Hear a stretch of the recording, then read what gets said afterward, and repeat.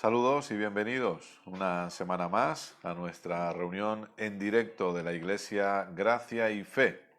Estamos un jueves más en el momento que estamos transmitiendo esta enseñanza en directo para poder seguir aprendiendo juntos y para poder seguir creciendo en el conocimiento de nuestro amado Señor Jesucristo. Así que damos la bienvenida. Estamos transmitiendo desde la página de Facebook de la congregación y vamos a esperar que la gente se vaya conectando. Mandamos un fuerte abrazo para todos y les invitamos a que también puedan compartir esta enseñanza para que otras personas puedan ser también edificadas.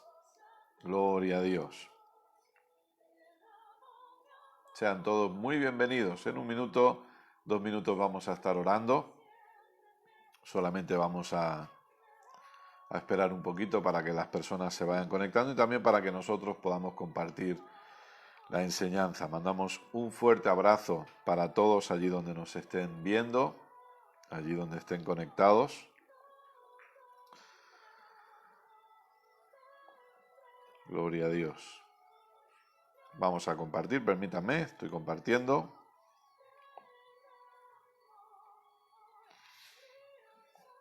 Y así otras personas se pueden conectar también. Dios es bueno siempre. Saludos a Damaris Duarte. Gracias por estar ahí.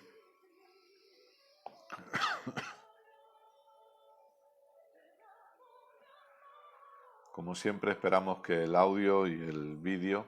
no, dije que no lo iba a volver a decir. La costumbre ya. Gloria a Dios. Muy bien, vamos a compartir. Si usted quiere, puede compartir con nosotros. Vamos a estar aproximadamente un poquito más de 1 hora juntos. Y como digo, les invitamos a compartir el vídeo con el único propósito de poder alcanzar más personas y el propósito de que este maravilloso evangelio, este glorioso evangelio de nuestro Señor Jesucristo pueda llegar a más gente y pueda llegar a más lugares.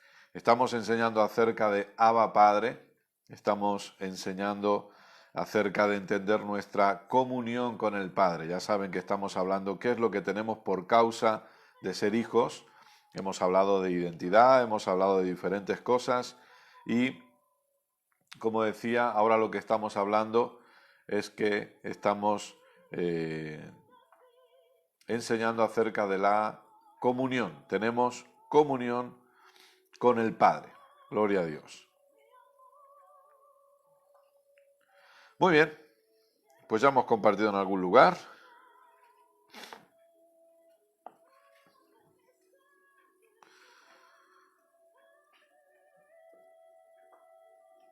Dios es bueno siempre. Así que vamos a orar juntos. Les invitamos que allí donde estén podamos orar juntos.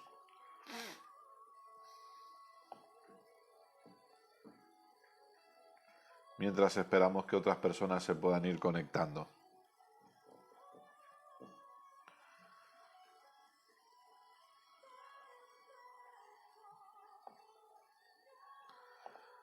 Aleluya.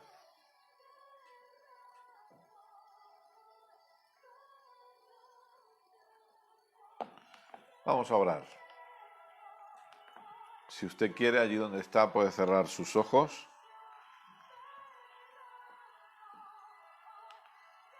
Y vamos a darle gracias a nuestro buen Padre por este tiempo donde vamos a estar aprendiendo y vamos a estar creciendo en conocimiento. Amén.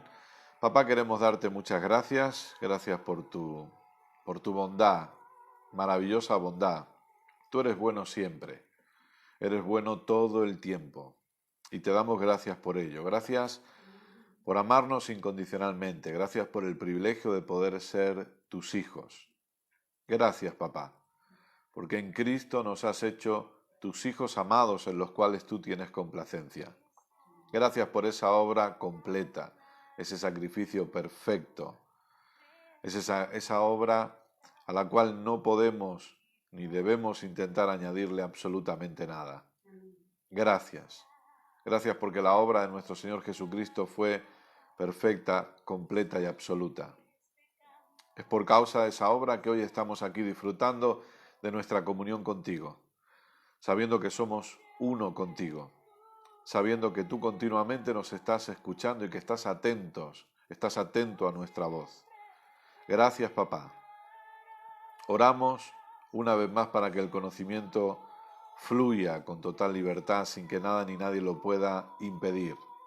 Oramos para que los ojos del entendimiento sean abiertos en esta hora y que podamos ver aquello que hasta hoy no habíamos visto. Papá, te damos a ti toda la gloria y toda la honra. Oramos para que, sabiendo que tu palabra es sembrada en buena tierra y que tu palabra produce resultados y que cumple el propósito para el cual ha sido enviada. Gracias.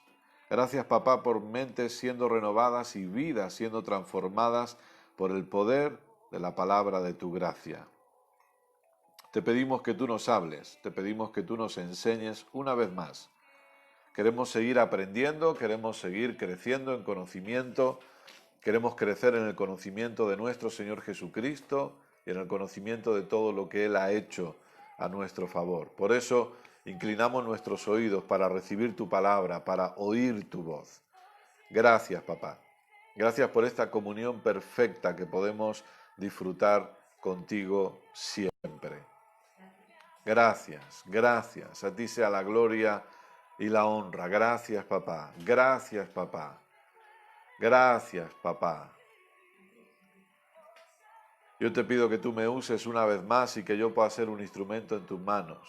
Que hables a través de mis cuerdas vocales y que pienses a través de mi mente. Yo te agradezco que tú, en tu favor inmerecido, en tu gracia maravillosa, me hayas hecho un ministro competente de este nuevo pacto. Papá, oramos ahora por cada persona que está escuchando esta enseñanza, dándote gracias porque sus vidas no van a ser iguales, sus vidas no vuelven a ser las mismas después de que tu palabra haya sido sembrada en ellos. Papá, oramos por si hay algún problema de salud en los cuerpos y te damos gracias por una sanidad absoluta en cada cuerpo ahora en el nombre de Jesús. Ordenamos a todo dolor, todo síntoma, todo malestar que desaparezca ahora de los cuerpos y se manifiesta absoluta sanidad, la sanidad que ya fue pagada en la cruz del Calvario, la sanidad que forma parte de esta salvación gloriosa, se manifiesta en cada cuerpo ahora en el nombre maravilloso de Jesús. Gracias, papá, por cada familia bendita, por cada hogar bendito, porque todo ha sido suplido y provisto en cada hogar, en cada casa, en cada negocio, en el nombre de Jesús, porque no falta absolutamente nada.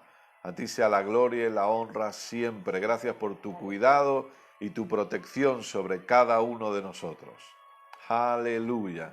Le invito a que pueda dar gracias a Dios en esta hora, que pueda agradecer a papá por este tiempo, que podamos dar gracias a Dios.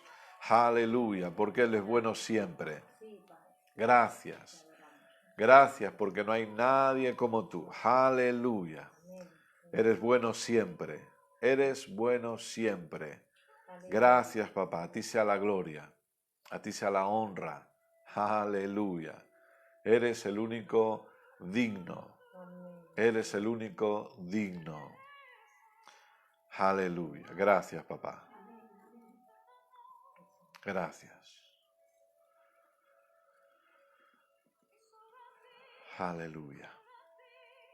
Gloria a Dios. Gracias, papá. Gracias por tu presencia habitando en nosotros. Tu presencia habitando en nosotros. Los dones del Espíritu fluyendo a favor de tu pueblo. Gloria a Dios. Gracias. Gracias, papá. Aleluya. Amén. Y amén. Gloria a Dios. Amén. Dios es bueno siempre. Amén. Muy bienvenidos a todos, todas. Gracias por estar ahí. Gracias por unirse a nosotros en esta hora. Es un placer y un privilegio contar con todos ustedes. Realmente, como siempre decimos, muchas gracias por su tiempo. Vamos a estar aproximadamente 1 hora juntos para seguir aprendiendo. Y ya saben, preparen su Biblia, su libreta, su bolígrafo para tomar notas, porque vamos a comenzar la enseñanza de hoy. Así que, si están preparados, vamos a ponernos en marcha. Si quieren, ya saben, compartan este vídeo, compartan esta enseñanza para que otras personas puedan ser edificadas. Muy bien, estamos hablando acerca de Abba Padre y estamos hablando acerca de las cosas que tenemos por causa de ser hijos. No lo que vamos a tener, no lo que vamos a conquistar, no lo que tenemos que arrebatarle al diablo, sino lo que ya tenemos por causa de ser hijos. La posición de hijos ya la tenemos.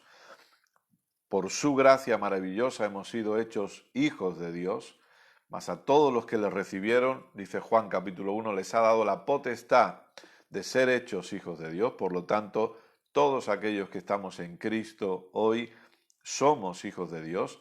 Y estamos viendo, como decía, todo lo que ya tenemos. No algo, y lo veremos quizá, no sé si nos dará el tiempo hoy, pero no algo que tenemos que arrebatarle o que tenemos que conquistar, sino lo que ya somos. Y una de las cosas que ya tenemos es comunión con el Padre. Una comunión perfecta. Estamos hablando de una vida de comunión. Recuerde que no estamos hablando de unos tiempos de oración, porque unimos comunión y oración. Y lo que estamos viendo estas últimas semanas es echando abajo unos quizá conceptos erróneos que se han enseñado acerca de la oración, porque, escuche, necesitamos entender que la religión ha hecho muchísimo daño. La religión, como entienda que hablamos de la palabra religión como aquello que ha tratado de imponer al ser humano ciertas normas, ciertas formas para poder acercarse a Dios, para poder alcanzar a Dios, para poder llegar a Dios, y eso ha dañado muchísimo a la gente. Y en vez de acercarnos, entienda este concepto, en vez de acercarnos a Dios, lo que ha hecho es precisamente todo lo opuesto. La religión ha hecho que la gente esté más enfocada en formas, que la gente esté más enfocada en lo que está haciendo, que en la realidad de la esencia de lo que ha sido hecho por nuestro Señor Jesucristo. Sí. Estamos más entretenidos en lo que tenemos que hacer, en las formas que tenemos que llevar a cabo, que en la realidad de la comunión que ya tenemos con el Padre. No se acaba, la religión no nos muestra la naturaleza del Padre. El sistema religioso basado en lo que tenemos que lograr, en lo que tenemos que alcanzar, no nos muestra la realidad de la naturaleza de nuestro buen Padre. ¿Cuál es el carácter del Padre? ¿Cuál es la naturaleza del Padre? Sin embargo, cuando entendemos comunión, cuando entendemos hijos de Dios, hijas de Dios, podemos disfrutar de la verdadera naturaleza de papá. Es importante que sepamos y entendamos que Él es nuestro papá, que nos ama incondicionalmente y que Él está de nuestro lado siempre. Y que Él está a favor nuestro siempre. Y que Dios habita en nosotros siempre, 24 horas al día, y que nunca se va a ir. Y que esta comunión no se va a romper nunca, en ningún momento, porque es una unión perfecta, es una fusión perfecta. Dios y yo somos uno. Amén. Esa es la realidad. Una persona preguntaba en el canal de YouTube, ¿qué pasa entonces? ¿Qué pasa si una persona peca? ¿O qué pasa si una persona se enfría? Creo que comentaba algo así. Y la respuesta es esa, no cambia nada respecto a la comunión con Dios o de Dios con nosotros. Porque eso no puede cambiar, porque la comunión de Dios no está basada en lo que nosotros hacemos, la comunión con Dios está basada en lo que Jesús hizo por nosotros. Usted y yo disfrutamos de una perfecta comunión con el Padre hoy, no por lo que nosotros hacemos, sino por lo que Jesús hizo por cada uno de nosotros. Esa es la realidad. Esto golpea una mentalidad religiosa legalista, esto golpea el sistema de meritocracia Esto golpea el concepto que algunos han enseñado, que nosotros tenemos que ganarnos y mantener esa comunión perfecta. No es lo que nosotros hacemos, es lo que Jesús hizo. Algunos piensan que cuando enseñamos esto estamos diciéndole a la gente que no tenemos que hacer cosas. No, tampoco es eso. Lo que estamos diciendo es que lo que Dios ha hecho por nosotros, lo que Dios nos ha dado, no está basado en lo que nosotros hacemos por Él o para Él, sino que está basado en lo que Jesús hizo por la humanidad. Eso es lo que estamos diciendo. Pero estamos enseñando acerca de oración. Es decir, personas que interpretan que los que enseñamos la realidad del nuevo pacto o la realidad de esta gracia maravillosa, le decimos a la gente que no oren o que ya no hace falta orar, es todo lo contrario. Lo que se necesita entender es que todo lo que nosotros hacemos para Dios, si se puede decir de esa manera, es porque fluye de la naturaleza que habita en nosotros. Por lo tanto, ni siquiera nosotros hacemos cosas para Dios, sino que es Dios haciendo cosas a través nuestro. Es la vida de Dios funcionando a través nuestro. Es la vida de Dios fluyendo a través nuestro. Por lo tanto, no se trata de lo que nosotros hacemos para Dios, se trata de lo que la vida de Dios produce en nosotros, produce a favor nuestro, pero también produce a través de nosotros. Eso es lo que necesitamos entender. Eso es lo que necesitamos comprender. Entonces no estamos diciendo que no tenemos que hacer cosas, lo que estamos diciendo es que necesitamos entender la vida que nos habita, el Cristo que nos habita, la naturaleza que nos gobierna hoy, y al entender eso va a fluir simplemente. Y nosotros podemos orar y podemos estudiar la palabra y podemos perdonar y caminar en amor y servir a los demás y fluir en generosidad, porque es Dios el que pone en nosotros el querer como el hacer, porque ya no vivimos nosotros, sino que es Cristo el que vive en nosotros y el que vive a través de nosotros. Somos el cuerpo de Cristo aquí en la tierra. ¿Estamos de acuerdo en eso? Obviamente puede ser que haya cosas con las que a lo mejor usted y yo no estemos de acuerdo, pero tiene que haber cosas en las que sí vamos a estar de acuerdo. Somos el cuerpo de Cristo. Creo que ahí no podemos estar en desacuerdo. Si somos el cuerpo de Cristo, quiere decir que somos Cristo caminando aquí en la tierra. Amén, así es. Porque es Cristo el que habita en nosotros. Entonces podemos, de hecho el propio Jesús nos dijo, las obras que yo hago, vosotros las haréis también y aún mayores. Por lo tanto, no estamos en contra de hacer obras, estamos en contra de pensar que esas obras nos dan algún mérito delante de Dios. Ya. ¿Sí? Ujú. Ninguna obra que nosotros podamos llevar a cabo nos da mérito delante de Dios, porque es Dios, repito, el que pone en nosotros el querer como el hacer. Claro. Por eso, entre otras muchas cosas que el mensaje de gracia ha producido en nosotros, una de las grandes cosas que este mensaje ha producido es que Dios sea glorificado siempre más que nunca. Amén, así es. Ya no es el mérito del hombre, ya no es el mérito de Kenneth, no es el mérito de Keila, no es el mérito de tal o cual, es el mérito de nuestro Señor Jesucristo, y a Él damos toda la gloria y toda la honra, porque es Dios el que tiene que ser glorificado siempre. Entonces, cuando nosotros entendemos comunión y cuando nosotros entendemos la esencia de esta comunión y la esencia de la vida de oración, vamos a darnos cuenta que hay cosas que se han impuesto, que hay prácticas que se han llevado a cabo que no tienen que ver con la realidad de la vida que tenemos ahora en Cristo. Estuvimos viendo hasta ahora algunas de estas prácticas o algunos de estos conceptos equivocados y vamos a seguir avanzando. Otro concepto equivocado es pensar que determinadas formas de oración hacen más efectiva la oración.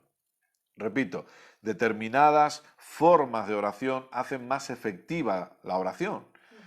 Pero la realidad nos dice que la efectividad de la oración no depende de las formas. Así es. Hay dos prácticas que nosotros necesitamos entender el hecho de estas prácticas. Una de ellas no está mal llevarla a cabo.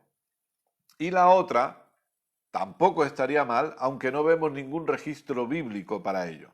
La primera de ellas son las vigilias.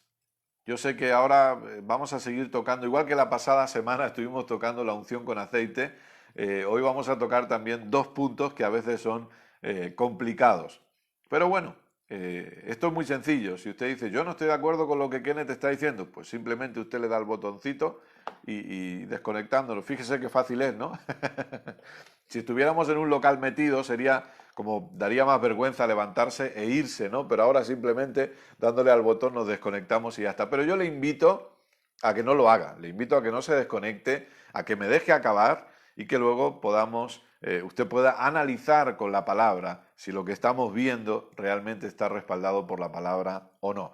Las dos prácticas que le decía que vamos a ver hoy, y si podemos avanzaremos algo más, son las vigilias y son las cadenas de oración. La palabra vigilia sí aparece en la Biblia y sí la vemos registrada en diferentes lugares, tanto en el Antiguo como en el Nuevo Testamento. Las cadenas de oración no aparecen registradas en ningún pasaje bíblico, no vemos que haya una enseñanza registrada respecto a eso, por lo tanto, si somos honestos, no tenemos ningún tipo de base bíblica para pensar que las cadenas de oración son algo más efectivo. El problema de esto, vuelvo a decir, es pensar que por causa de llevar a cabo estas prácticas estamos siendo más efectivos. Ese es el problema, ¿sí? Así que vamos a ir avanzando. Para empezar, nosotros necesitamos entender que una vigilia no tiene que ver con orar toda la noche. ¿Qué son las vigilias? A lo mejor usted ha participado en algunas vigilias. Nosotros hemos hecho vigilias, hemos experimentado muchas vigilias, pero la palabra vigilia no tiene que ver con orar toda la noche. Vamos a analizar este concepto, estamos aprendiendo, ¿sí? Así que para los que están anotando, en primer lugar, por ejemplo, en el Antiguo Testamento, la palabra vigilia o en el Antiguo Testamento nosotros vemos que la noche se dividía en tres vigilias, en tres partes. Una era la primera vigilia o el comenzar de las vigilias, que la franja horaria era de 6 de la tarde, es decir, desde las 18 horas hasta las 22 horas. 6 de la tarde a las 10 de la noche. La segunda vigilia o la guardia de la noche era desde las 22 horas hasta las 2 de la madrugada. Y la tercera vigilia o la vigilia de la mañana era desde las 2 de la madrugada hasta las 6. Si usted quiere, puede ver pasajes bíblicos. Yo se los nombro, no los vamos a leer ahora, pero respecto a la primera vigilia, por ejemplo, Jueces, capítulo 7, verso 19. No, perdón. Lamentaciones 2:19. Respecto a la primera vigilia, Lamentaciones 2:19.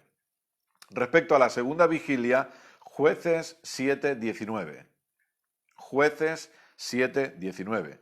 Respecto a la tercera vigilia, Éxodo 14:24 o primer libro de Samuel, capítulo 11, verso 11. Repito, respecto a la tercera vigilia, Éxodo 14:24 o primer libro de Samuel, capítulo 11, verso 11. Eso en el Antiguo Testamento. En el Nuevo Testamento nos encontramos que la vigilia, o la noche, mejor dicho, perdón, se dividía en 4 vigilias, porque se estableció el sistema romano. En el Nuevo Testamento vemos que se establece el sistema romano y la noche se divide en 4 vigilias. La primera vigilia, o la del anochecer, era de 6 de la tarde, 18 pm, a 21 pm, 9 de la noche. Usted lo puede ver, por ejemplo, en Marcos 13:35 o en Juan 6, 16 y 17. Esto usted lo puede estudiar, lo puede ver a través de diccionarios bíblicos o estudiando la época en la que Jesús estuvo por aquí o la época del Nuevo Testamento. La segunda vigilia o vigilia de la medianoche era desde las 21 horas hasta las 24 o hasta las 0 horas. Es decir, de 9 de la noche a 12. Por ejemplo, si quiere anotar Mateo 25:6 o Mateo 13:35. Mateo 25:6, Mateo 13:35. La tercera vigilia o del canto del gallo sería desde las 0 horas hasta las 3 de la madrugada. Tercera vigilia, o la del canto del gallo, estoy seguro que usted recuerda el momento, ¿no?, del canto del gallo, desde las 0 horas hasta las 3 de la madrugada, por ejemplo, Marcos 14:72 o Juan 13:38. Y la cuarta y última vigilia, o la del amanecer, de 3 de la madrugada a 6 de la madrugada. 3 de la madrugada, 6 de la madrugada, lo podemos ver, por ejemplo, en Mateo 14, 25. Esto es como se dividían las vigilias en el Antiguo Testamento y en el Nuevo Testamento. Por lo tanto, vigilia no tiene que ver con orar toda la noche, que si queremos hacerlo, podemos hacerlo. Volvemos a lo mismo que hemos dicho semanas anteriores. Si usted dice, bueno, yo quiero hacerlo, no hay ningún problema. Aquí lo que no estamos diciendo es que esto sea pecado, no estamos diciendo eso, ni que esté mal. Ahora vamos a ir al punto, al kit de la cuestión, ¿no? No estamos diciendo que sea pecado o que esté mal, ¿sí? Ahora, no vemos ningún mandato bíblico que debamos hacer vigilias como una metodología de oración. Sí. No existe un mandato bíblico que nos diga que debemos hacer vigilias como una metodología de oración. A lo que se nos llama en la Biblia es a orar, a velar y a estar siempre alertas. Orar, velar y estar siempre alertas. Ahora sí vamos a leer, por ejemplo, en Efesios capítulo 6, verso 18. Efesios 6, 18. Dice así: orando en todo tiempo con toda oración y súplica en el Espíritu y velando en ello con toda perseverancia y súplica por todos los santos. Repito, Efesios 6, 18, orando en todo tiempo con toda oración y súplica en el Espíritu y velando en ello con toda perseverancia. Por lo tanto, como decíamos, aquí se nos habla acerca de orar y velar. Por lo tanto, el problema no es orar toda la noche. El problema no es querer trasnochar orando, no hay ningún problema. De hecho, hay personas que les gusta estudiar y orar más de noche.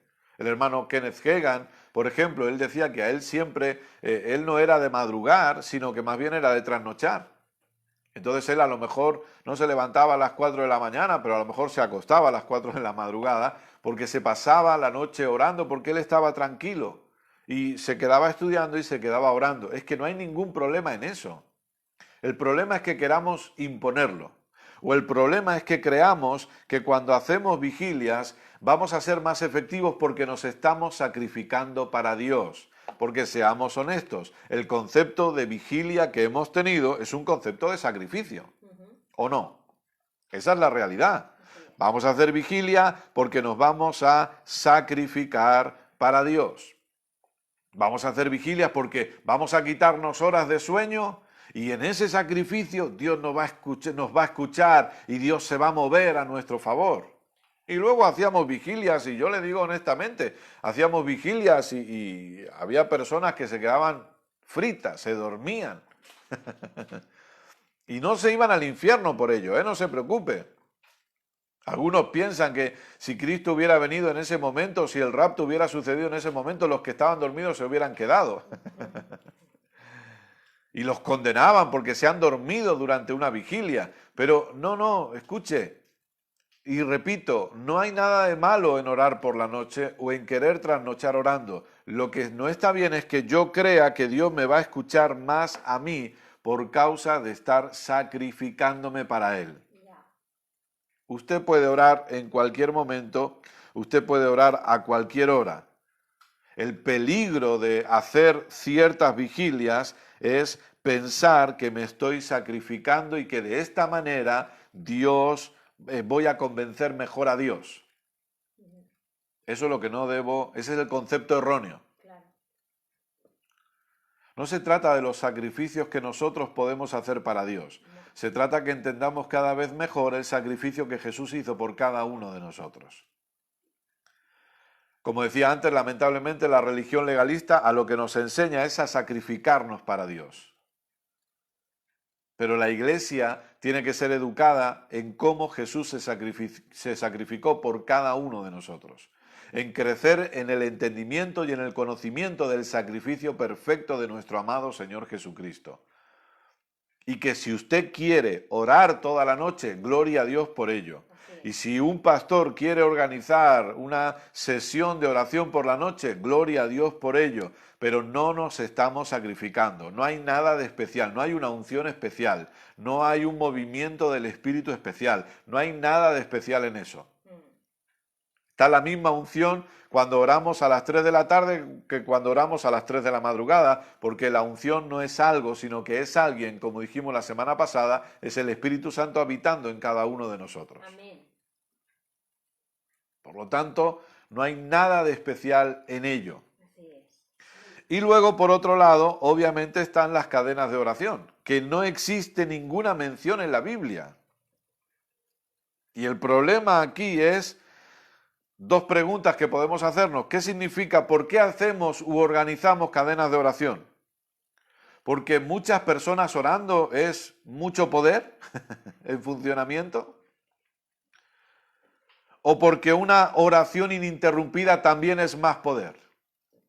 Porque son los dos conceptos que se tienen de una cadena de oración. Vamos a hacer una cadena de oración. Entonces, ¿de qué funciona? Que seamos muchos orando juntos. ¿Por qué? Porque cuando somos muchos orando juntos, ¿Dios va a reaccionar de otra manera? ¿Dios va a hacer algo diferente? No. O la otra es, organizamos una cadena de oración por horarios para que las 24 horas del día estén cubiertas. ¿Por qué? Porque una oración ininterrumpida produce que haya un desatar de un poder mayor, de un poder mucho más fuerte. No es así. No es así. Las cadenas de oración no tienen ninguna base bíblica. Así es. No hay mención en la Biblia de ello. Por lo tanto, nosotros tenemos que aprender a meditar en esto. A veces el problema es que cuando nosotros organizamos cadenas de oración, hay más incredulidad que fe en todo este asunto. Y yo creo en la oración unida y creo en la oración corporativa. Claro que sí, pero yo he visto en las cadenas de oración más incredulidad que fe. Esa es la realidad. Entonces vemos mucha gente orando, pero puede ser mucha gente orando mal. O mucha gente orando mucho tiempo, pero mucha gente orando mucho tiempo mal también. Y yo con esto no pretendo ofenderle en ningún momento, pero lamentablemente hemos vivido estas cosas. Entonces nosotros somos mucho más efectivos cuando oramos. Una persona orando con un entendimiento correcto es más efectiva que 100.000 orando con mal entendimiento, con un entendimiento incorrecto. Entonces nosotros tenemos que ir a la palabra y ver que la oración del justo puede mucho. Por lo tanto, ¿cuál es la solución a todo esto? Que crezcamos en entendimiento y que crezcamos en el conocimiento correcto de lo que ya fue hecho a nuestro favor, de lo que somos, de lo que tenemos, de lo que podemos en Cristo, para que a la hora de orar, oremos con efectividad, oremos con entendimiento, oremos sabiendo y teniendo claro lo que estamos haciendo. ¿Sí? Entonces, si usted quiere orar por la noche, puede hacerlo, pero no piense que se está sacrificando para Dios y que por eso Dios le va a escuchar más. Vamos a hacer una cadena de oración. ¿Por qué? ¿Para qué? ¿Con qué propósito? Porque si somos más, Dios va a escuchar más o va a fluir más poder. No es así. No es así. Yo veo a veces que personas comparten, sobre todo en redes sociales, hagamos una cadena de oración por tal persona. Pero escuche, estamos moviendo que gente ore mal.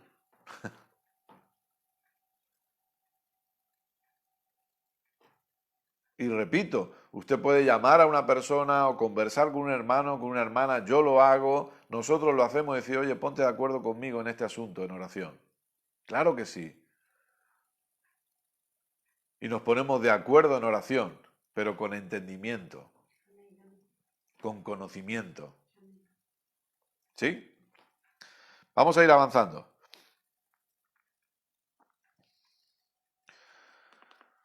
Otro concepto erróneo es pensar que la oración es guerra espiritual. La oración como guerra espiritual. Y amados, yo lo diré y lo seguiré repitiendo una y otra vez, nosotros no estamos en guerra. La oración no es guerra espiritual. La oración no sirve para hacer guerra espiritual, sino que debemos entender la victoria que se nos ha dado en la cruz. Debemos crecer en el conocimiento de lo que fue hecho a nuestro favor en la cruz. Vamos a ver varios pasajes aquí. Acompáñeme por favor a Colosenses capítulo 2.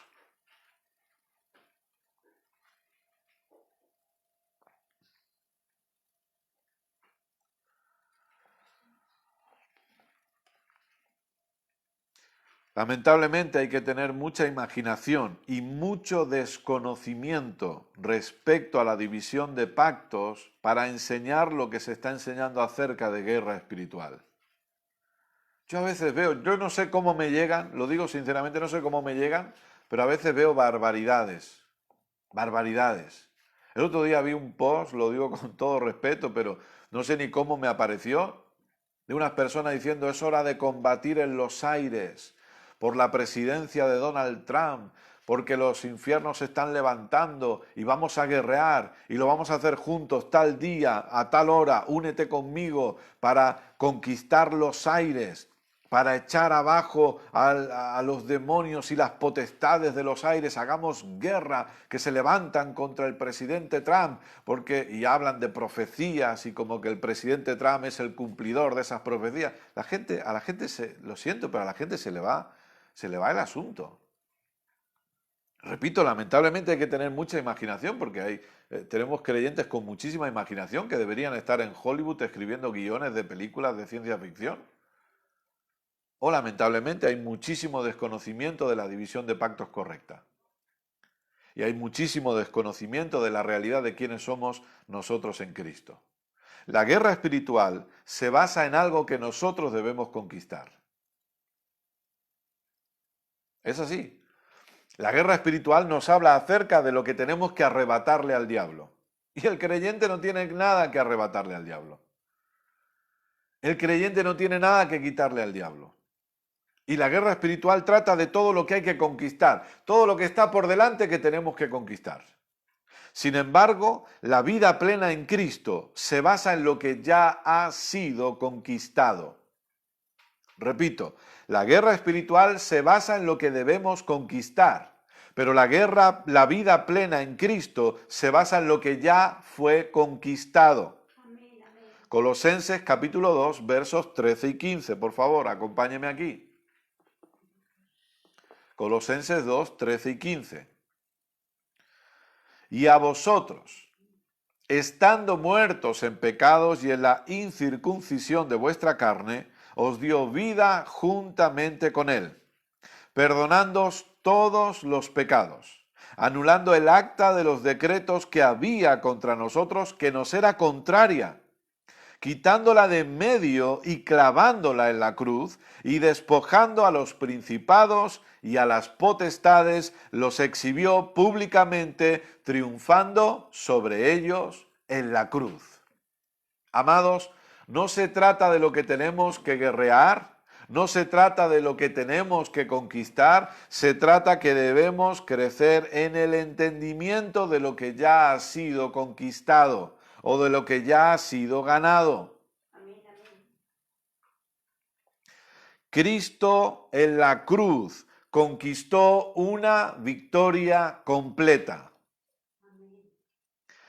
Cristo en la cruz no solo canceló nuestra deuda por nuestros pecados, o sea, conquistó una victoria completa, canceló nuestra deuda por los pecados, pero además desarmó, humilló y exhibió públicamente a los poderes, a las potestades del infierno. Esa es la victoria que se obtuvo en la cruz del Calvario. Eso es lo que fue ganado y lo que fue conquistado para cada uno de nosotros. Repito, Cristo conquistó una victoria completa, canceló la deuda de nuestros pecados y desarmó, humilló y exhibió a las potestades. Ahora vamos a ver cuál es la posición del creyente en base a esta victoria de la cruz. Por eso el problema es que tenemos gente guerreando, tenemos gente peleando, tenemos gente batallando, pero no han entendido la victoria de la cruz.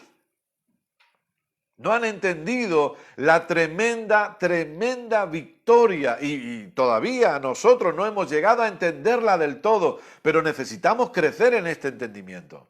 Necesitamos crecer en este conocimiento.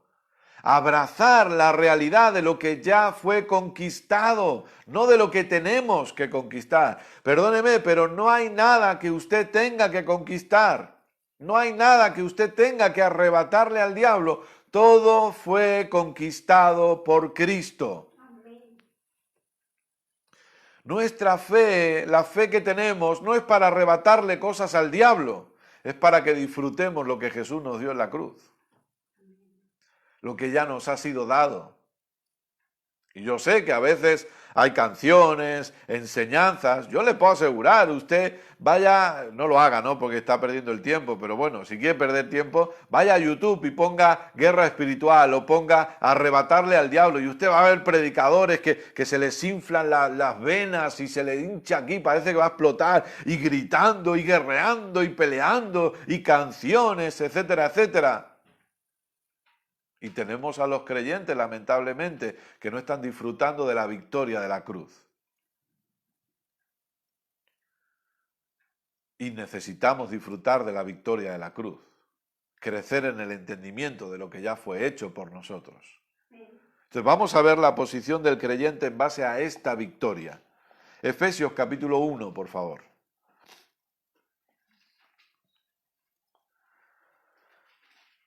Efesios capítulo 1, verso 15 en adelante.